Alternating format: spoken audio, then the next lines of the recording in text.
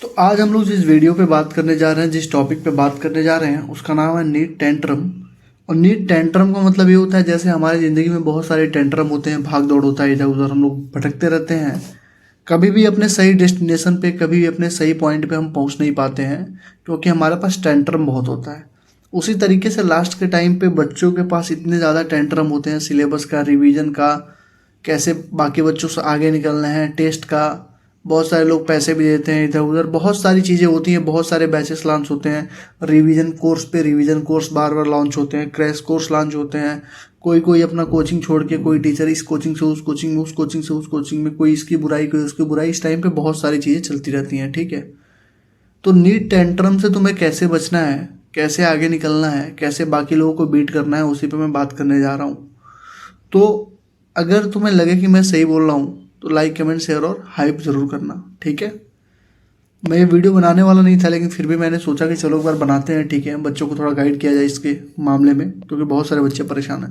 तो NEET tantrum हमारा topic है, और लास्ट मंथ में जो एस्पिरेंट की क्राइसिस होती है, क्या क्या उसको दिक्कत फेस करनी पड़ती है, उस पर हम बात करते हैं, ठीक है। ज़्यादा टाइम नहीं लूँगा, ठीक। चलो सबसे पहला टॉपिक पे बात करते हैं फोमो पे। फोमो का मतलब क्या होता है? बच्चा इस टाइम पे डरा हुआ होता है, उसको लगता है कि मुझे कुछ आता नहीं, उसको लगता है कि उसने पूरे साल पढ़ाई करी है और उसको कुछ समझ में नहीं आ रहा है। इसी चीज़ का फ़ायदा कौन उठाता है? फोमो मतलब होता है क्या? किसी चीज़ के लिए डर बना देना, किसी चीज़ के लिए उसके मन में इतना डर बना दो कि सामने वाला जो भी बोले उसको वो सही लगने लगे। अब इसी चीज़ का फ़ायदा उठाते हैं कंटेंट क्रिएटर्स, बहुत सारे यूट्यूबर्स, बहुत सारे दीदी भैया, बहुत सारे टीचर्स।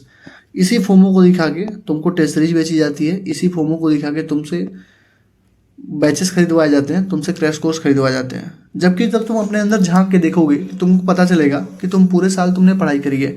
जब तुमने पूरे साल पढ़ाई करी है, जब तुमने पूरे साल मेहनत करी है, तो तुम किससे घबरा रहे हो, किससे डर रहे हो? डरना तो वही बच्चा डरता है जो पढ़ा होता है। तो तुमने पढ़ा है तभी तुमको डर लग रहा है। तो इस चीज़ से बिल्कुल मत अंडर कॉन्फिडेंट में आ जाओ, डिमोटिवेट हो जाओ कि तुमने पढ़ा नहीं है। तुमने पढ़ा है तभी तुमको डर लग रहा है। जो नहीं पढ़ता है भैया, उसको कोई मतलब नहीं है। जो नहीं पढ़ता है उसको कोई मतलब नहीं है, वो तो अभी भी घूम रहा होगा, वो अभी भी नर्सिंग एग्जाम की तैयारी कर रहा होगा, अभी भी किसी और छोटे मोटे एग्जाम की तैयारी कर रहा होगा, उसको पता है कि नहीं होना है। लेकिन तुमने पढ़ाई की है तभी तुमको क्या हो रहा है, दिक्कत हो रही है, तभी तुमको डर लग रहा है। तो तुमको क्या करना है? अपने पढ़ाई पे फोकस रह के तुमको अपनी पढ़ाई करते रहनी है, किसी के बारे में सोचना नहीं है, ठीक है। और अपने नोट्स के ऊपर सबसे ज़्यादा ध्यान दो, इधर उधर भटकोगे तो फिर दिक्कत हो जाएगी, ठीक है। तो फोमो में मत रहना, पहले पॉइंट, ठीक। दूसरा तुम देख लो variation of content. Variation of content का मतलब क्या होता है? जैसे तुम यूट्यूब खोलोगे 50 तुमको लेक्चर दिख जाएंगे। अगर जैसे मान लो यूडीएम तुमको पढ़ना है तो 50 टीचर्स के लेक्चर दिखेंगे। किसी लेक्चर में मान लो कोई डिटेल में पढ़ाया है तो उसके 16 घंटे के लेक्चर होंगे। कोई 1 शॉट से कराया है तो 8 घंटे का होगा। अब देखो उसी 1 शॉट को जब तुम देखोगे तो किसी टीचर ने 2 घंटे में पढ़ा दिया, किसी टीचर ने 1 घंटे में पढ़ा दिया, किसी ने 5 घंटे में, किसी ने 8 घंटे में, किसी ने 10 घंटे में। अब तुम सोचोगे कि तुम्हें रिवीजन करना है तो तुम कैसे करें, कौन सा कंटेंट उठाए इसमें? तो चूज करो अपने खुद के नोट्स को। मैं फिर से बोल रहा हूँ, चूज करो अपने खुद के नोट्स को, अपने नोट्स से ही रिवाइज करो। तुम्हारे नोट्स में उतने सफिशिएंट क्वेश्चन किए गए होंगे, तुमने करे होंगे, उसी को अच्छे से यूटिलाइज करो। और बहुत ज़्यादा क्वेश्चन करने की नहीं है। हर टॉपिक से 6 से 7, 7 से 8 क्वेश्चन कर लो हर टॉपिक का। 13 से 14 साल के पीवाईक्यू लगा लो। उसके बाद 36 साल के पीवाईक्यू के क्वेश्चन जब तुमने पहली बार लगाए होंगे तो उसमें तुमने कुछ क्वेश्चन मार्क किए होंगे कि ये क्वेश्चन मेरा फंसा हुआ है, उन क्वेश्चन को एक बार देख लो, ठीक है। तो वेरिएशन ऑफ कंटेंट के पीछे मत भागो। अगर तुमको 1 शॉट से कोई चैप्टर करना है तो आइडियल जो ड्यूरेशन होता है वो होता है 6 घंटे से 9 घंटे का।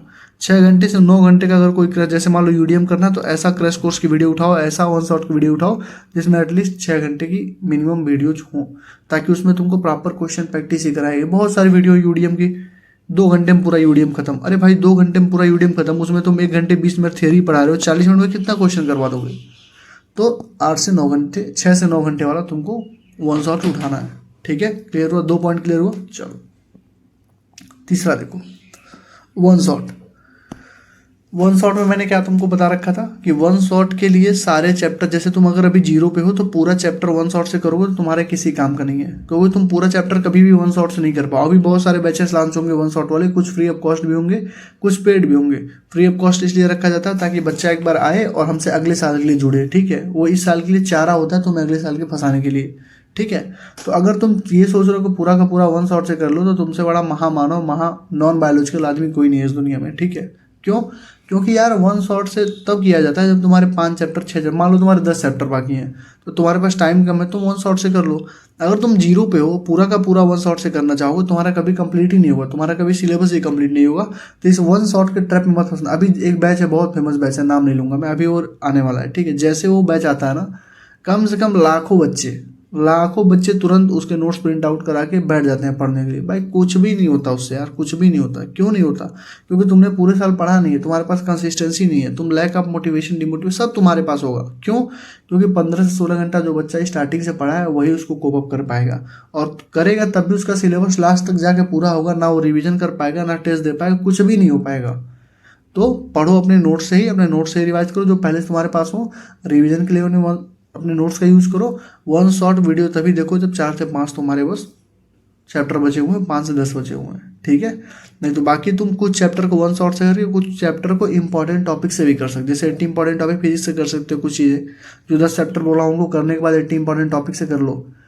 केमिस्ट्री में नहीं तुम कर रहे हो वन शॉट से, तो तुम बस 80 इंपॉर्टेंट टॉपिक केमिस्ट्री और अवतार का पार्ट 3 कर लो। बायो में नहीं कुछ कर पा रहे तो जो 8-10 चैप्टर वन शॉट वाले हैं पूरे कंप्लीट वाले, वो करके 90 इंपॉर्टेंट टॉपिक कर लो, ठीक है। ऐसे करो, पूरा वन शॉट से नहीं कर पाओगे, ठीक। अगला देखो, सेल्फ डाउट। सबसे बड़ा दुश्मन अगर बच्चों का इस टाइम पे कोई है तो सेल्फ डाउट है। मेरा भी यही दुश्मन था, मुझे भी लगता था मैं कुछ पढ़ा नहीं, मैं सो नहीं पाता था यार। मुझे लगता था मैं कुछ पढ़ा नहीं हूँ, मुझे लगता था मैं सब भूल गया हूँ, लेकिन ऐसा कुछ नहीं होता है। जब एग्जाम में तुम बैठोगे, तुम्हारे सामने 4 लाइन ऐसे आएगी ना क्वेश्चंस की, या 2 लाइन, जब भी क्वेश्चन की आएगी 4 ऑप्शन आएंगे, तो तुम्हारा माइंड खुद ही पूरा उसको बता देगा कि हाँ यही ऑप्शन होगा। क्यों?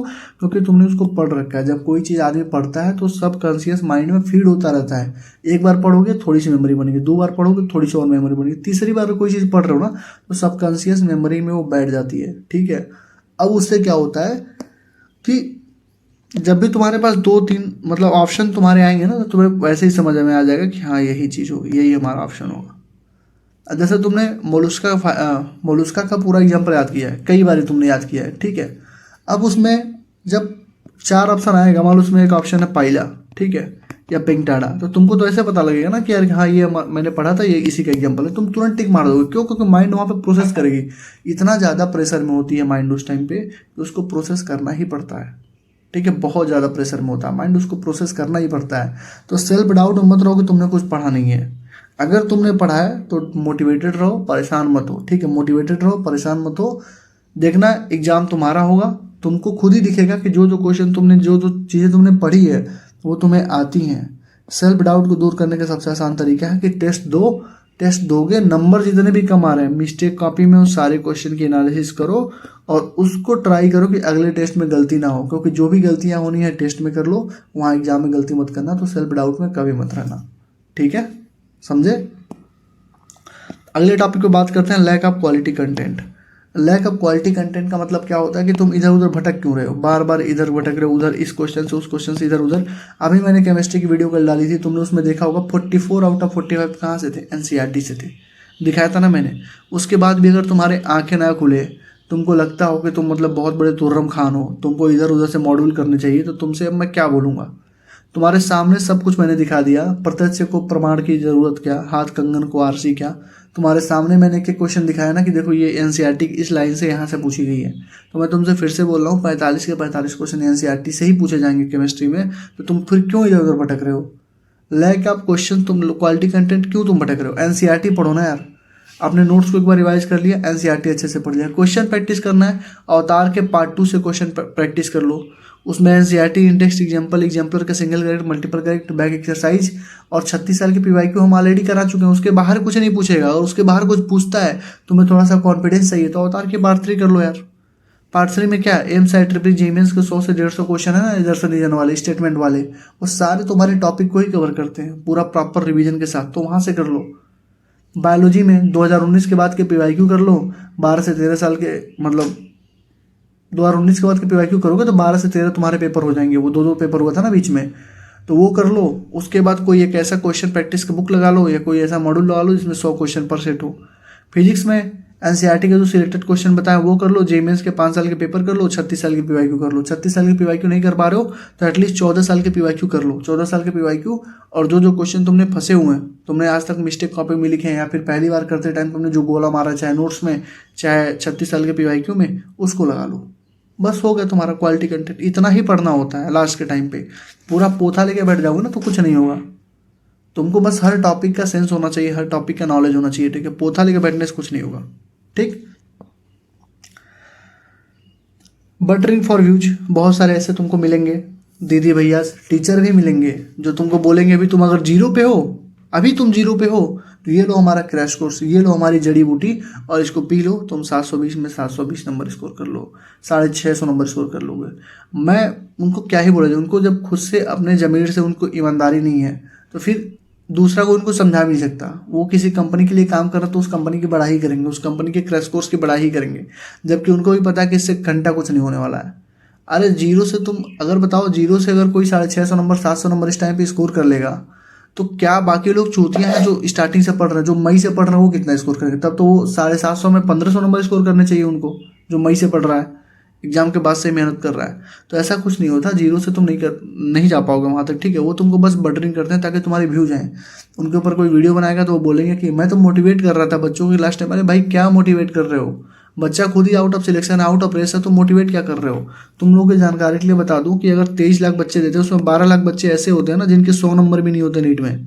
तो बच्चे इस कैटेगरी के बच्चे को आप क्यों छू रहे हो? आप क्यों इसको मतलब फेक बटरिंग कर रहे हो कि आप पढ़ो आप पढ़ो आप निकाल लोगे? अरे इसको बोलो ना आप अगले साल के लिए तैयारी करें, 2-2.5 महीने इधर ही वेस्ट कर देगा वो। आप बोलो अभी से अगले साल के लिए तैयारी करें, नेक्स्ट ईयर के लिए। तो ऐसे लोगों से यार तुम्हें दूर रहना है। ऐसे जितने भी वीडियोस तुमको दिखेंगे कि 1.5 महीने में इतना, मैंने 2 महीने में क्रैक किया, मैंने 1 महीने में क्रैक किया, जो भी बोलता है 2 महीने में क्रैक किया, उससे बोलो भाई तुम हो किस कॉलेज में, थोड़ा अपना डिग्री बता दो किस कॉलेज में तुम हो और 2 महीने तुमने कैसे क्रैक किया। अभी उन लोगों की फट के हाथ में आ जाएगी, ठीक है। 1 महीने 2 महीने में आप सिलेक्शन नहीं होता है, ठीक है। अगर तुम पहले से पढ़े हुए हो, पहले से तुम्हारे माइंड में है, तब तुम्हारा कुछ हो सकता है। अभी बहुत सारे लोग मेंटरशिप भी बेचेंगे, बहुत सारे लोग बेच भी रहे हैं मेंटरशिप, 1-1 हज़ार का 500-500 का बच्चा जाके ज्वाइन कर रहा है भाई, कोई मतलब नहीं है, ठीक है। तुम्हारे पास पैसे बर्बाद हो रहे हैं। बटरिंग के चक्कर में मत आना कभी भी। मैं भी चाहूँ तो बटरिंग कर सकता हूँ, बूटलीगिंग कर सकता हूँ कि भैया तुम बहुत अच्छा करोगे, बहुत नहीं करोगे भैया, मुझे मालूम है नहीं कर पाओगे, तो मैं क्यों तुम्हें झूठी दिलासा दूँ, क्यों अपने आप के साथ गद्दारी करूँ, क्यों तुम्हारे साथ गद्दारी करूँ, ठीक है। थोड़ा सा अगर यहाँ पे अगर तुम किसी लेवल पे पहुँच रहे हो तो तुम्हारी भी मतलब मोरल रिस्पॉन्सिबिलिटी होती है कि तुम्हारे वजह से कुछ लोगों का भला हो। अगर भला नहीं कर पा रहे हो तो उनको गड्ढे में मत ढकेलो। तो ऐसे लोगों से बिल्कुल दूर मत मतलब बिल्कुल ही दूर रहना, जिनके 9 महीने की स्टडी वीडियो आती है, फिर 6 महीने की, फिर 3 महीने की, फिर 2 महीने की, 1 महीने की, 15 दिन की, जिनकी वीडियो ही वीडियो आ रही है। कुछ उनसे पढ़ाई से रिलेटेड बात नहीं है, बस वीडियो ही वीडियो डाले जा रहे हैं। व्यूज उन पे आएंगे, व्यूज आएंगे, लेकिन उनकी मोरल रिस्पॉन्सिबिलिटी कुछ नहीं है, वो बस पैसे छापने की मशीन बन रहे हैं, ठीक है। और तुम लोग उनको छपवा रहे हो, तो इनसे लोगों से दूर रहना, ठीक। नेक्स्ट ड्रॉप का प्रेशर है भैया, सबके पास होता है, खास करके लड़कियों के पास होता है, ठीक है। एक कहावत होगी, तुमने सुनी हो, कहावत नहीं एक रियलिटी है कि लड़कों को तो एक एग्ज़ाम देना पड़ता है, लड़कियों को 2 एग्ज़ाम देना पड़ता है। लड़कियों को 2 एग्ज़ाम इस सेंस में देना पड़ता है कि एक एग्ज़ाम लड़कियों का यही होता है कि उसको पहले घर से बाहर निकलना है, घर से बाहर ही निकलते ही उसको वो एक एग्ज़ाम अपना निकाल चुकी होती है, अब उसको दूसरा एग्ज़ाम नीट का देना होता है। लड़कों का कोई सीन नहीं है, वो हमेशा जाके तैयारी कर सकते हैं, लेकिन लड़कियों के ऊपर बहुत ज़्यादा प्रेशर होता है कि पढ़ो नहीं तो तुम्हारी शादी कर देंगे, अगले साल शादी कर देंगे। अभी बहुत सारी लड़कियाँ मुझे मैसेज करती हैं कि भैया ऐसी बात है, घर वाले शादी के लिए बोल रहे हैं। अरे घर वाले मतलब सोचते हैं यार ठीक है, लेकिन नेक्स्ट ड्रॉप का जो प्रेशर है वो तुम्हारे प्रिपरेशन को किल कर रहा है, इस चीज़ का ध्यान रखना, ठीक है। तुमको प्रेशर लेना तो पढ़ाई कर लो, ये मत सोचो कि यार अगला ड्रॉप में क्या होगा, अगला ड्रॉप मुझे लेना पड़ेगा। अभी तक अगर तुम इतना बताओ, अगर तुमने सीरियस होकर पढ़ाई की होती तो तुमको ये सोचना ही नहीं पड़ता। तो शुरू से जब मैं तुमसे बोल रहा था कि पढ़ाई करो, ये चीज़ पढ़ो, एनसीईआरटी पढ़ो, एनसीईआरटी के बाहर नहीं आता, 36 साल की पीवाई करो, तब तो तुम लोगों ने सुना नहीं। अब इस टाइम पे तुम प्रेशर में पड़े हुए हो, रोज़ टेंशन ले रहे हो, सो नहीं रहे हो। तो जितने लोग भी ये परेशान हो के अपना मतलब दिक्कत क्रिएट कर रहे हो ना खुद के साथ, वो लोग नुकसान ही कर रहे हो खुद का। अभी नीट एग्जाम के पहले तुम्हारी तबीयत खराब हो जाएगी अगर इतना ज़्यादा प्रेशर, इतना ज़्यादा तुम ये सब झेलोगे तो, ठीक है। तो भलाई इसी में है, प्रेशर लेना छोड़ो। पेपर इजी आएगा, टफ आएगा, मीडियम आएगा, सबके लिए सेम आएगा। तुम्हारे लिए तो ऐसे पर्टिकुलर पेपर बनेगा नहीं, तो हार्ड आएगा तो सबके लिए आएगा। तो पहले तो इसका प्रेशर छोड़ दो कि बहुत हार्ड आ जाएगा क्या भैया, मीडियम आएगा क्या, जो भी आएगा सबके लिए सेम आएगा। तो तुम्हें करना है क्या है, तुम अपने एंड से अपनी कंसिस्टेंसी कंटिन्यूटी मेंटेन करके चलो, अपनी पढ़ाई करते हुए चलो, किसी के बारे में मत सोचो कैसा पेपर आएगा, कैसा क्या होगा, कैसा नहीं होगा, ठीक है। तो नेक्स्ट ड्रॉप का प्रेशर मत लो। अब देखो, अगर तुमने पढ़ा नहीं है, अगर तुमको ड्रॉप होना ही होगा तो होगा यार, क्या दिक्कत है उसमें। तो कम से कम ये जो 2 महीने 2.5 महीने हैं, 80 दिन जो हमारे पास जो बचे हैं, उनको तो अच्छे से फोकस कर लो यार, उन पे तो अच्छे से पढ़ाई कर लो यार। उस पर भी नहीं पढ़ रहे हो, उसमें नहीं पढ़ोगे फिर भाई दिक्कत होनी ही है, समझ रहे हो ना। तो प्रेशर लेना छोड़ो, कंसिस्टेंसी और कंटिन्यूटी बना के पढ़ो, क्योंकि प्रेशर लोगे तो नेगेटिव इम्पैक्ट ही आएगा, नंबर तुम्हारे खराब होंगे। ठीक। फेक दीदी भैया के बारे में मैंने बता ही दिया, ये तुमको इस टाइम लूटने के लिए अपनी बड़े बड़े मुंह फैला के बैठे हुए हैं। किसी तरीके से मैं इनके अंदर फोमो क्रिएट करके मेंटरशिप भेज दूँ, किसी तरीके से अपना बुक भेज दूँ, किसी तरीके से अपना क्रैश कोर्स भेज दूँ, किसी तरीके से रिवीजन भेज दूँ। ठीक है, तो इनसे एकदम संभल के रहना। ठीक है, लास्ट के टाइम पे 1 महीने 2 महीने का जो मेंटरशिप चलता है ना, वो बस कुछ नहीं होता, बस पैसों के लिए। और जितने मैसेज तुमको दिखाए जाते हैं ना, देखो मेरे 1 महीने के पढ़ के बच्चे के 650 नंबर आ रहे हैं, सब फेक मैसेज होते हैं, खुद के मैसेज होते हैं। ठीक है, ये सब टैक्टिक्स हम लोग को पता है पहले से ही। ठीक है, तो इनसे तो बिल्कुल ही दूर ही रहना। ठीक। पेरेंट्स का प्रेशर, मैंने बोला ना कि बच्चों के ऊपर भी प्रेशर हो, जिनका 3 ड्रॉप 4 ड्रॉप हो चुका हो, कोई प्रेशर में झेल रहे होंगे यार कि मैं क्या करूं कैसे करूं। सबसे ज़्यादा प्रेशर लड़कियों के ऊपर है, नहीं होगा तो शादी करवा देंगी। तो यार देखो, पेरेंट्स का अपना एक नज़रिया होता है, उन्होंने दुनियादारी देखी होती है, उनको ये है कि 3 बार 4 ड्रॉप दे चुके हैं, अभी तक तुम्हारे नंबर ही नहीं बढ़ रहे हैं, तो तुमको क्यों कहेंगे कि तुम अगले साल प्रिपरेशन करो, क्यों तुमको कहेंगे 1 साल और ड्रॉप करो। तुम्हारे नंबर भी तो बढ़ने चाहिए उस लायक, तुम नंबर ही नहीं बढ़ा रहे हो। पिछले साल 300 नंबर थे, इस साल 320 नंबर है, अगले साल हो सकता है 280 नंबर आ जाए। क्यों? क्योंकि तुम अपनी आदतों से बाज ही नहीं आ रहे हो, तुम इधर उधर भटक रहे हो। तुम इधर उधर भटकते भटकते तुम सॉरी तुम वो सब कर रहे हो जो तुम्हें नहीं करना चाहिए। तुम घूम रहे हो, ठीक है, तुम पार्टी में जा रहे हो, तुम क्लबिंग कर रहे हो, इधर उधर जाके दोस्तों के साथ मुर्गा मटन खा रहे हो, बना रहे हो। तुम पढ़ाई को छोड़ के सारे काम कर रहे हो, इस कोचिंग उस कोचिंग दौड़ रहे हो। काकादेव में मैं था, मैं देखता था लास्ट के टाइम पे फ्री के बैचेस चलते थे, 1500 दो हज़ार बच्चा जाके बैठता था एक क्लास में, आधे बच्चे बाहर होते थे। बस किस लिए कि सर क्वेश्चन प्रैक्टिस करवा रहे, क्रैश कोर्स करवा रहे। क्या मतलब होता है? उस बैच से कितने सिलेक्शन होते? 0। वो तो अगले साल के लिए तुम्हें चारा डाला जा रहा है, अगले साल आओ, अगले साल फिर तुमको काटेंगे, फिर हलाल करेंगे तुमको। ठीक है, तो उन लोगों से बच के रहना। और पेरेंट्स यार, अगर मतलब पेरेंट्स मेरे वीडियो देख रहे हैं तो मैं उनसे रिक्वेस्ट करूंगा कि प्लीज़ अपने बच्चों पे अनयूजुअल प्रेशर ना बनाए, उनको पढ़ लेने दें, एग्ज़ाम हो जाने दें, उसके बाद आप उनको बोलिए शादी के लिए चाहे जो करना है करवाइए। लेकिन एग्ज़ाम के 1 महीने 2 महीने पहले नहीं बोलना चाहिए कि शादी करवा दूंगा या घर पे आ जाओ। अननेसेसरी प्रेशर होता है, उससे बच्चा उससे डिस्टर्ब होता है। ठीक है, तो ये सब मत करिए। शादी करवानी एग्ज़ाम के बाद करवा दीजिए, क्या दिक्कत है? एग्ज़ाम तो हो जाने दीजिए, पहले बच्चे को अपना पूरा फुल पोटेंशियल दे के एग्ज़ाम तो देने दीजिए। ठीक है, तो पेरेंट्स अगर देख रहे हो तो इस चीज़ का थोड़ा सा ध्यान रखें। ठीक है, चलो अगला है हेल्थ प्रॉब्लम। हेल्थ प्रॉब्लम पे थोड़ी सी बात की जाए। अब तुम्हें देखो इस टाइम पे क्या होगा, तुम्हारी तबीयत खराब होनी स्टार्ट होगी, तुमको लगेगा कि मैं प्रॉपर मतलब 20-20 घंटे पढ़ाई कर लूँगा तो मेरी सिलेक्शन हो जाएगा। नहीं, ऐसा कुछ नहीं होगा। तुमको पढ़ना है 15 से 16 घंटे ही प्रॉपर। तुमको 6 घंटे नहीं ले पा रहे हो तो मिनिमम 5 घंटे की नींद लेनी ही लेनी है। अगर तुम 4 घंटे 3 घंटे सोओगे तो तुम पहले ही सिलेक्शन के बाहर हो जाओगे। क्यों? क्योंकि तुम्हारी तबीयत ही खराब हो जाएगी। 1 हफ्ते 2 हफ्ते अगर तुमने 4 घंटे 3.5 घंटे सो लिया ना, आंखों के नीचे डार्क सर्कल्स आ जाएंगे। ठीक है, आंख दर्द करने लगेगी, बॉडी तुम्हारे हिसाब से काम नहीं करेगा, पूरा बॉडी का मेटाबॉलिज्म ही बिगड़ जाएगा। और जब एक बार तबीयत खराब हुई तो तुम्हारे 7 से 8 दिन गायब हो जाएंगे। तो ट्राई करो कि कंसिस्टेंट रहो और 5 घंटे सो मिनिमम, मैक्सिमम 6 घंटे सो। ठीक है, लेकिन हेल्थ का सबसे ज़्यादा ध्यान दो। एप्पल, जो तुम्हारे अनार हैं, सेब हैं, केले हैं, ये सब ला के रखो रूम पे, रोज़ सुबह खाओ। सेब तो डेली खाओ। सेब खाने से क्या फ़ायदा होता है? An apple a day keeps a doctor away. एक सेब डेली खाओगे तुमको कुछ बीमारियां ही नहीं होंगी। ठीक है, तो डेली सेब खाओ, ड्राई फ्रूट्स खाओ, अपने आप को हेल्दी रखो। अगर हेल्दी नहीं रखोगे तो माइंड भी हेल्दी तरीके से काम नहीं करेगा। तुम 10 दिन पढ़ लिए 4-4 घंटे जग के, बाकी मतलब 3 घंटे 4 घंटे सोए तुम, अब तुमने 10-10 घंटे पढ़ाई कर ली, मतलब 15 घंटे 16 घंटे 18 घंटे तुमने पढ़ लिया। 10 दिन बाद तुम्हारी तबीयत खराब होगी, 4-5 दिन का गैप हो गया तो बराबर हो गया ना सारा।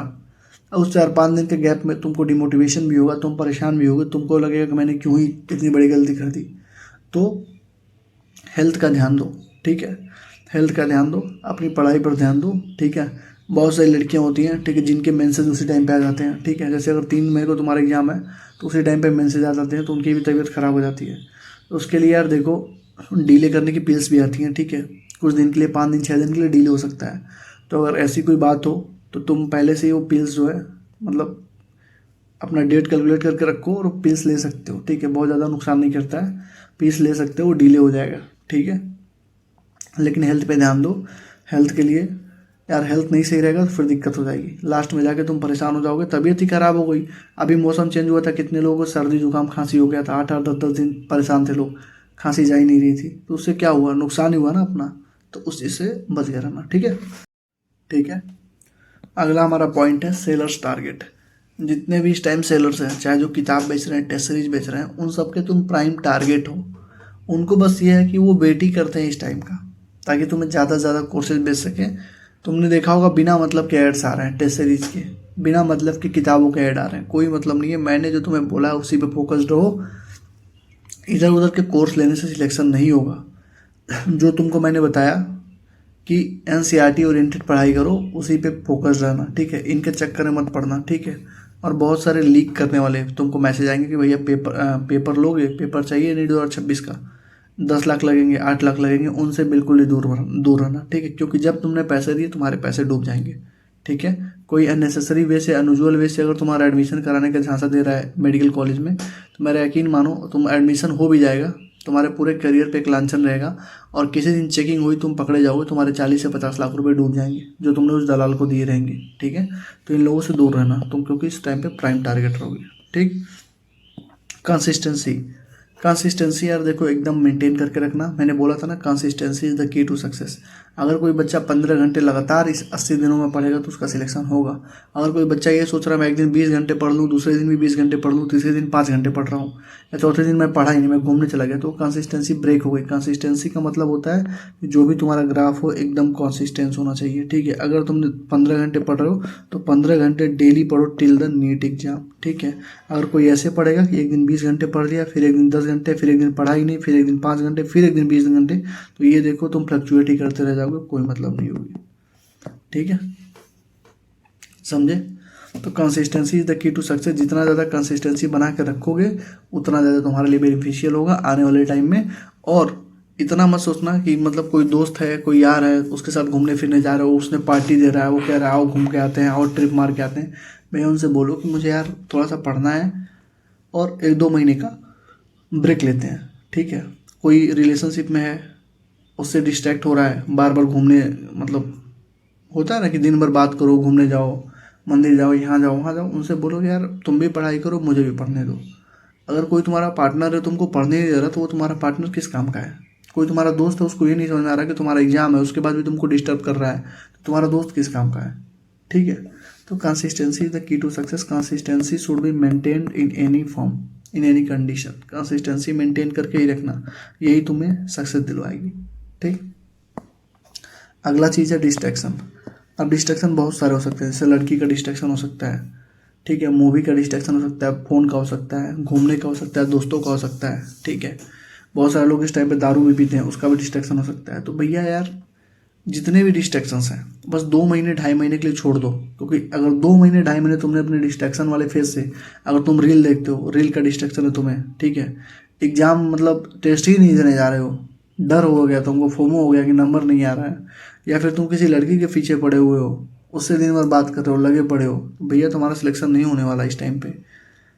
तुम 5 मिनट 10 मिनट आधे घंटे बात कर लो, एक टाइम डिसाइड कर लो कि इस टाइम पे बात करना है, उस टाइम पे बात कर लो, बाकी उसको पढ़ने दो यार, खुद ही पढ़ो, उसको भी पढ़ने दो। और तुम जाके दिन भर घूमोगे इधर उधर, लफंडे ही करोगे, तो कुछ नहीं होने वाला है, ठीक है, कुछ भी नहीं होने वाला है, ठीक है। तुमको शायद मेरी बातें बुरी लगी हो, लेकिन यही रियलिटी है। तो तुम 2-2.5 महीने मतलब पढ़ के सिलेक्शन लेके कॉलेज में जाके शांति से अपना वो काम करो, वो सही है। चैन की नींद सो, वो सही है। कि तुम्हें इसी 2.5 महीने में वो सब करना है जो नहीं करना चाहिए था, और फिर 1 साल ड्रॉप लेना है, फिर अगले साल ड्रॉप लेना है, वो सही है। तो आई थिंक पहला ऑप्शन बेटर है।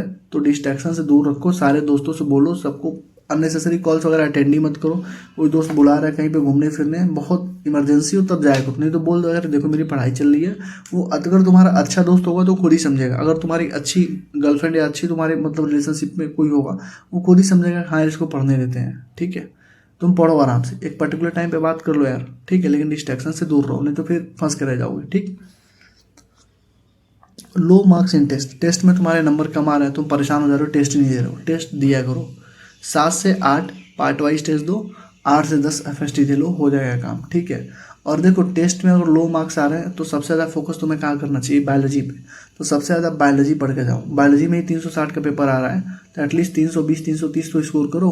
100 नंबर 120 नंबर केमिस्ट्री में स्कोर कर लो, 80-90 नंबर फिजिक्स में कर लो, मतलब 450 से 500 के बीच में स्कोर करना स्टार्ट करो। जब तुम स्कोर करना स्टार्ट करोगे तो अगर मान लो पहले टेस्ट में तुम्हारे 250-300 नंबर ही आ गए, तो कसम खा लो कि अगला जो टेस्ट होगा उसमें 301 नंबर आएगा, लेकिन 299 नंबर नहीं आएगा मेरा।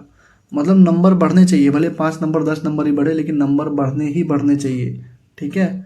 तो लो मार्क के टेस्ट में आ रहे हैं तभी डिमोटिवेट होकर ऐसा मत सोचना कि पेपर देने नहीं जाओगे, परेशान हो जाओगे।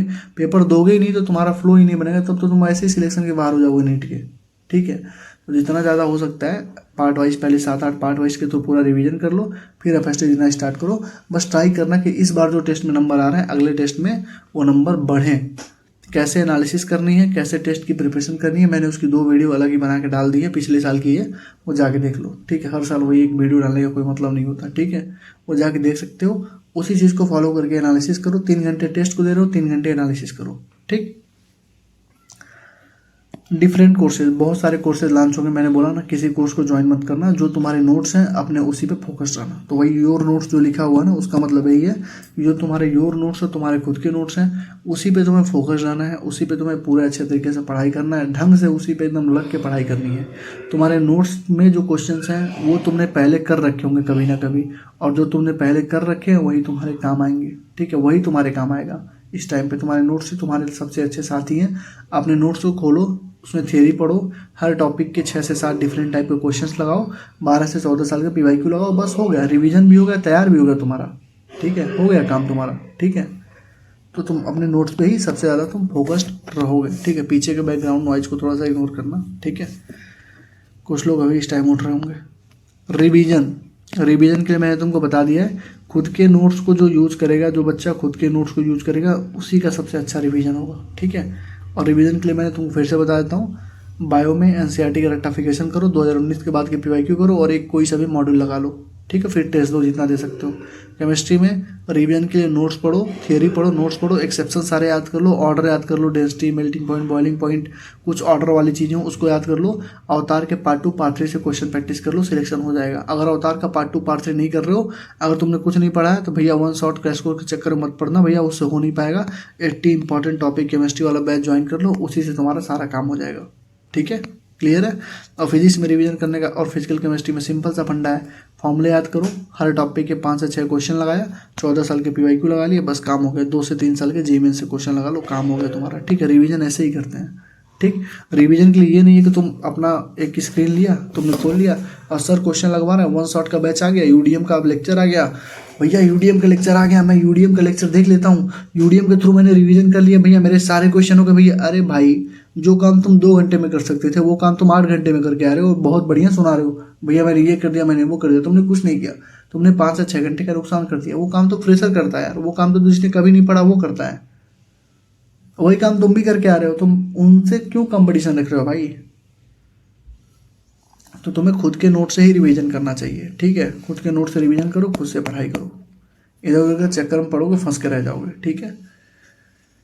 रिवीजन के लिए जो मैंने बताया वो यूज़ करो। किसी की वीडियो देख के रिवीजन नहीं होते, कोई पर्टिकुलर टॉपिक तुमको फंस रहा है तो उस टॉपिक की वीडियो तुम लास्ट में देख लो, कोई दिक्कत नहीं है। लेकिन अब तुम पूरा सोचो, अगर मैं पूरा का पूरा फिजिक्स वीडियो लेक्चर के थ्रू रिवाइज करूँगा तो फिर तुम्हारे पढ़ने का क्या मतलब है, तुम्हारे नोट्स का क्या मतलब है, तुम्हारा सेल्फ माइंड कब होगा। वहाँ तो टीचर सॉल्व करेगा, तुमको तुम भी सॉल्व कराएगा, तो तुमको एक आइडिया मिलेगा, हाँ ऐसे हो रहा है, तुमको लगेगा सारे क्वेश्चन हो रहे हैं, एग्जाम में नहीं कर पाओगे, ठीक है। तो रिवीजन के लिए जो तरीका बताया गया वही करो, ठीक। अब बहुत सारे बच्चे पूछते हैं भैया सिलेक्शन पॉसिबल है कि नहीं, ये बता दो। देखो, अगर तुम जीरो पे हो, तुमने कुछ नहीं पढ़ा, तो मेरा यकीन मानो कि बहुत मुश्किल है, बहुत ज़्यादा मुश्किल है, बहुत ज़्यादा मुश्किल है। मतलब अगर कोई चमत्कार ही होगा तभी तुमको बता सकता है, ठीक है। क्योंकि जीरो से सिलेक्शन पॉसिबल ही नहीं है भाई, तुमने पूरे साल पढ़ाई नहीं करी, जो पूरे साल पढ़ा है उसका नहीं हो पाता, तुम्हारा जीरो पे तुम्हारा कैसे सिलेक्शन होगा, तुम खुद से सोचो, ठीक है। अब देखो, जो बच्चे 200 से 300 मार्क्स पे हैं वो अपने नंबर आराम से बढ़ा के 550, 500, 550 आराम से कर सकते हैं।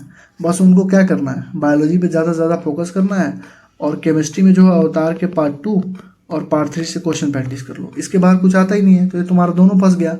और 80 इंपॉर्टेंट टॉपिक केमिस्ट्री से अच्छे से कर लोगे, 100 नंबर तुम्हारे फिजिक्स में आराम से आ जाएंगे। 120 से प्लस ही आते हैं, 100 नंबर मिनिमम लेके चलो, तब भी तुम्हारे 500 550 नंबर आ जाएंगे। तो अगर कोई तुमसे बोलता है कि सिलेक्शन पॉसिबल है कि नहीं, तो इसका कोई मतलब डायरेक्ट आंसर नहीं होता है। इसका आंसर होता है कि तुम्हारे कंडीशन के बेसिस पे पता लगेगा कि तुमने किया क्या।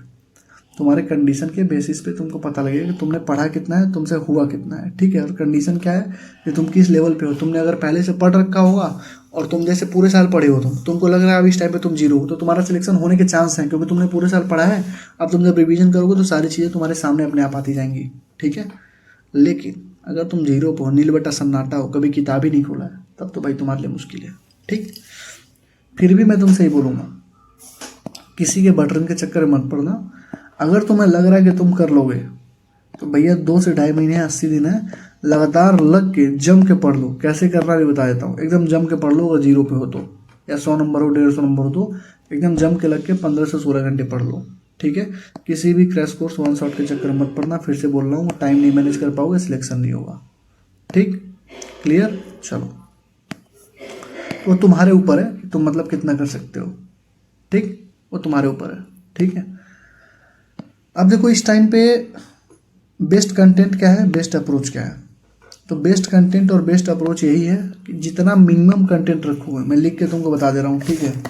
जितना मिनिमम कंटेंट रखोगे उतना तुम्हारे लिए बेनिफिट होगा। मिनिमम कंटेंट जितना रखोगे उतना बेनिफिट होगा। अब मिनिमम कंटेंट क्या है मैं तुमको फिर से बता दे रहा हूँ। अगर तुमने अभी तक भटक रहे हो, तुम्हारे पास नोट्स हैं खुद के, तो अपने नोट्स के ही तुम रिवीजन करो, अपने नोट्स से ही पढ़ाई करो। लेकिन तुम्हारे पास कुछ नहीं है, मैं जो बता रहा हूँ बस वो कर लेना। बायोलॉजी में, ठीक है, जो मैंने 10 चैप्टर बोले थे ना वन शॉट से करने के लिए, ठीक है। How to use our courses नाम की एक वीडियो होगी, उसमें मैंने बता रखा है कौन कौन से चैप्टर हैं वन शॉट से करने हैं। फिजिक्स में कौन से, केमिस्ट्री में कौन से, बायो में। 1 महीने पहले की वीडियो होगी, how to use our courses by medico होली काफ़ी, ठीक है। इसको देखना, उसमें वन शॉट में मैंने बता रखा है कौन कौन से चैप्टर करने हैं। प्लस जो 90 इंपॉर्टेंट टॉपिक के हम लोग क्वेश्चन प्रैक्टिस करवा रहे हैं फ्री ऑफ कॉस्ट, बस ये कर लो, ठीक है। इतना ही कर लो, तुम्हारे बहुत अच्छे नंबर आ जाएंगे, ठीक है। जैसे वन शॉट से कोई चैप्टर करना, 2019 के बाद के पीवाईक्यू जरूर कर लेना। जो भी वन शॉट वाले चैप्टर होंगे 2019 के बाद के पीवाईक्यू कर लेना। और इनके क्वेश्चन प्रैक्टिस करने के लिए कोई एक मॉड्यूल उठा लेना जिसमें 100 से 150 क्वेश्चन है, उसको कर लेना, ठीक। बाय हुआ। केमिस्ट्री में इस टाइम पे देखो कुछ नहीं पढ़े हो, रिवीजन मतलब नोट्स है तुम्हारे पास तो करो अच्छे से। या केमिस्ट्री में कोई ऐसा पोर्शन हो, फिजिकल, इनऑर्गेनिक, ऑर्गेनिक, जो तुमने अभी पढ़ा नहीं है, उसके लिए तुम्हें क्या करना है। देखो, कुछ नहीं पढ़े हो, नंबर चाहते हो अच्छा स्कोर करना, तो 80 इंपॉर्टेंट टॉपिक केमिस्ट्री वाला जो हमारा बैच है उससे पढ़ो। 140 आराम से आएंगे, 140 एकदम फिक्स आएंगे। अगर अवतार का पार्ट 3 इसके साथ कर ले रहे हो, ठीक है, और एनसीईआरटी की जो हाईलाइट हम लोगों ने दे रखी है तुमको पढ़ने के लिए, अगर ये दोनों कर ले रहे हो, 160 से 180 के बीच में तुम्हारे नंबर आएंगे, गारंटेड एकदम आएंगे। क्यों? क्योंकि मैंने तुमसे क्या बोला था, पूरा का पूरा पेपर एनसीईआरटी चाहता है। तो ये जो अवतार का पार्ट 2 था, चाहे 80 इंपॉर्टेंट टॉपिक केमिस्ट्री, इसमें हम लोग क्या करवा रहे हैं, जो 95% सिलेबस है वो तुम्हारा 55 घंटे में कंप्लीट हो जाएगा, विथ एनसीईआरटी का सारा इंटेक्स्ट, एग्जाम्पलर, 36 साल के पीवाईक्यू, जेमेंस के क्वेश्चंस और डीपीपी के साथ। डीपीपी में 20 क्वेश्चन है, तो 20 गुणे 80 85 1700 क्वेश्चन तो केवल डीपीपी में तुमको मिल जाएंगे, ठीक है। तो ये तुम कर सकते हो और इससे तुम्हारे नंबर अपने आप बूस्टअप हो जाएंगे। इसमें कुछ सोचना ही नहीं है केमिस्ट्री में, ठीक है। फिजिक्स में देखो क्या कर सकते हो तुम। फिजिक्स में देखो, सबसे पहले जो मैंने 10 चैप्टर मैंने बोले थे तुमको, यूडियम, gravitation, work for energy, class 12 का पहला दूसरा तीसरा, एसी और मॉडर्न फिजिक्स, उन 10 चैप्टर को कर लो वन शॉट से करके 14 साल के पीवाईक्यू लगा लो, ठीक है। उसके बाद जितना भी बच रहा है उसमें से 80 इंपॉर्टेंट टॉपिक वाला जो बैच है, 80 इंपॉर्टेंट टॉपिक फिजिक्स का, उसको स्टार्ट करो। प्रियोरिटी क्या दोगे, जो सबसे पहले 40 इंपॉर्टेंट टॉपिक हैं सबसे पहले उनको करोगे, उसके बाद जो रेस्ट 40 इंपॉर्टेंट टॉपिक हैं उनको करोगे, ठीक है। इन्हीं 40 इंपॉर्टेंट टॉपिक के अकॉर्डिंग हमारी डीपीपी भी 20 तारीख से स्टार्ट होगी, ठीक है। सबसे पहले इनके डीपीपी करवाऊंगा, फिर इनके डीपीपी करवाऊंगा, ठीक है। 20 क्वेश्चन रहेगा, 20 से 25 क्वेश्चन, 1700 क्वेश्चन तुम्हारे डीपीपी में ही हो जाएंगे, और बाकी लगभग 3000 क्वेश्चन से 6000 क्वेश्चन यहाँ पे हैं पूरे टोटल। लगभग तुम्हारे 6000 क्वेश्चन टोटल तुम्हारे 80 इंपॉर्टेंट टॉपिक से हो जाएंगे। और जो कि सफिशियंट है 45 क्वेश्चन का पेपर आता है, तो 40+ क्वेश्चन लगभग तुम्हारे यहीं से सही हो जाएंगे। फिर भी मैं 120 मिनिमम हमेशा मान के चलता हूँ, 120 मिनिमम का प्रूफ मैंने हर साल दिया है। तो ये तुम कर सकते हो फिजिक्स, केमिस्ट्री और बायो में। लास्ट के टाइम पे इसके अलावा कुछ मत करना। और तुमको मैं फिर से बोल रहा हूँ, और तुम अगर वन शॉट के चक्कर में पड़ोगे तुम्हारा सिलेक्शन नहीं होगा, तुम्हारे पास टाइम ही नहीं बचेगा ना रिवीजन करना कुछ करने का, ठीक है। ये सारे बैचेस में अगर किसी को कोई बैच लेना है, देखो बायो वाले हमारे बैच फ्री ऑफ कॉस्ट है, ठीक है। अवतार का जो पार्ट 2 है, पार्ट 2 वो भी फ्री ऑफ कॉस्ट है। अवतार का जो पार्ट 3 है उसकी फ़ीस है 250 रुपीज़। फिजिक्स की जो 80 इंपॉर्टेंट टॉपिक है उसकी फ़ीस है 500 रुपीज़। और केमिस्ट्री की जो 80 इंपॉर्टेंट टॉपिक है उसकी फ़ीस है 250 रुपीज़। तीनों एक साथ अगर कोई लोगा तो 950 हो जाएगा, ठीक है। जिसको भी लेना हो 7307528981 730757 7307528981 पर मुझे व्हाट्सअप कर दो, सीधे व्हाट्सअप कर दो। एक QR जाएगा, QR पे पे करोगे, पे करके स्क्रीनशॉट दोगे, ऐड कर देंगे, ठीक है। ये इसको हटाओ, ठीक। ये चीज़ हो गई तुम्हारी बेस्ट कंटेंट और बेस्ट अप्रोच की। क्योंकि बेस्ट अप्रोच यही रहेगा कि जितना ज़्यादा तुम हो सकता है अपने नोट्स का यूज़ करो। तुम्हारे पास नोट्स नहीं है, तुमने कुछ पढ़ा नहीं, तो भाई जो मैंने अभी तुमको बताया बायो केमिस्ट्री फिजिक्स में, बस वही करो। इसके अलावा अगर कहीं पे भी जाओगे तो मेरा यकीन मानो अपने पैर पे कुल्हाड़ी ही मारोगे। वन शॉट से सिलेक्शन क्यों नहीं होगा, मैंने एक वीडियो बना के डाल रखी है, वन शॉट से नो सिलेक्शन, उसको देख लेना। वन शॉट से सिलेक्शन क्यों नहीं होगा, ठीक है। 40 चैप्टर 45 चैप्टर से 600 नंबर के 650 नंबर के क्वेश्चन नहीं आएंगे, उसकी भी मैंने वीडियो डाल रखी है, उसको भी देख लेना। 40 चैप्टर 45 चैप्टर से जो लोग बोलते हैं कितने क्वेश्चन आ जाएंगे, उसकी वीडियो हम लोगों ने डाल रखी है, तुम देख लेना, ठीक है। कभी नहीं आएंगे, कभी भी नहीं आएंगे, ठीक है। वो बस तुमको बेवकूफ़ बनाने का तरीका है, तो तुम देख सकते हो, ठीक है।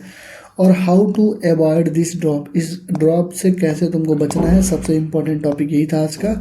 इससे बचने के लिए ही तुमको सारी चीज़ें, अभी तक जितनी चीज़ें तुमको बताया हूँ ना, डिस्ट्रैक्शन से दूर रहो, कंसिस्टेंसी बनाओ, सेलर्स के टारगेट से बचो, अदर इलीगल मेथड मत लेना, कॉलेज जाने का फंस जाओगे, ठीक है। और अपने ऊपर भरोसा रखो, जितना ज़्यादा भरोसा रखोगे, कंसिस्टेंसी बना के चलोगे, उतना ही ज़्यादा चांस रहेगा तुम्हारे सिलेक्शन होने का, ठीक है। टेस्ट में नंबर कम आ रहे हैं, आने दो, बस ट्राई करना कि नंबर बढ़ने चाहिए। नंबर क्या होने चाहिए, बढ़ने चाहिए, नंबर कम ना हो, नंबर बढ़ता ही रहे, ठीक है। तो इस चीज़ का तुम्हें भरपूर ध्यान रखना है।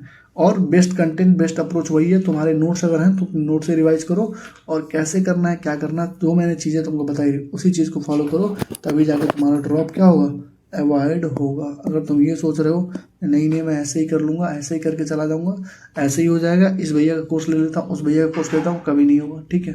मेरा भी अगर कोई कोर्स ले रहा है तो भैया 14 से 15 घंटा तुमको पढ़ना पड़ेगा। पूरी की पूरी फिजिक्स जो 80 इंपॉर्टेंट टॉपिक की है वो 55 घंटे की है, और 20 घंटे का रिवीजन लेक्चर, तो लगभग 80 घंटे का कंटेंट है, ठीक है। तो उसके लिए भी तुम्हें पढ़ना पड़ेगा ना, 2 से 3 बार रिवाइज करना पड़ेगा उसको।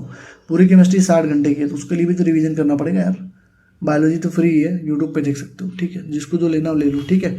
और जो फिजिक्स की 80 इंपॉर्टेंट टॉपिक है, जो उसकी DPP है, ठीक है। ये देखो सारा लिस्ट हम लोगों ने बना दिया, कब से स्टार्ट होगा, सबसे पहले कौन सा टॉपिक स्टार्ट होगा, किस तारीख को कौन सा हम लोग टॉपिक कराएंगे, सब इसमें लिखा हुआ है, ठीक है। तो अभी इसकी जो है ना वीडियो हम लोग जो है अभी अपलोड करेंगे 1-2 दिन में, ठीक है। ये नीट टेंट्रम था भैया, नीट टेंट्रम से बच के रहना है, फंसना नहीं है, ठीक है। सारी चीज़ें मैंने तुमको बता दी। और भी अगर कोई दिक्कत डाउट हो तो कमेंट सेक्शन में तुम यहाँ पे पूछते रहो, मैं बताता रहता हूँ, ठीक है। कोई भी तुमको दिक्कत हो यहाँ पे तुम टाइप करके पूछ सकते हो, लिख के पूछ सकते हो, मैं सारे के सारे रिप्लाई करूँगा, ठीक है। समझ में आ गई ना। तो अगर वीडियो अच्छी लगी हो लाइक कमेंट शेयर और हाइप जरूर करना, ठीक है। Thank you. जो भी तुम्हें पूछना हो तुम पूछो मैं बताता हूँ, ठीक है। अगर मैं लाइव से हट भी जाता हूँ तब भी तुम अगर 10 मिनट 15 मिनट तक तुम कुछ पूछोगे तो मैं वहीं पे रहता हूँ, ठीक है। कमेंट सेक्शन में सबका रिप्लाई देता ही रहता हूँ। कुछ डायरेक्ट पूछना हो तो भैया नंबर दिए हैं वहाँ पे मैसेज कर दो, बैच लेना तो वहाँ पे मैसेज कर दो, ठीक है। कॉल मत करना उस नंबर पे, ठीक है। Thank you, all the best. बच के रहना। इस पूरे टेंट्रम के बारे में मैंने तुमको बता दिया, कैसे लोग फंसते हैं फंसाते हैं। अब तुम्हारा काम है तुम्हें सोचना है कि तुम्हें करना क्या है, ठीक है। Thank you, all the best.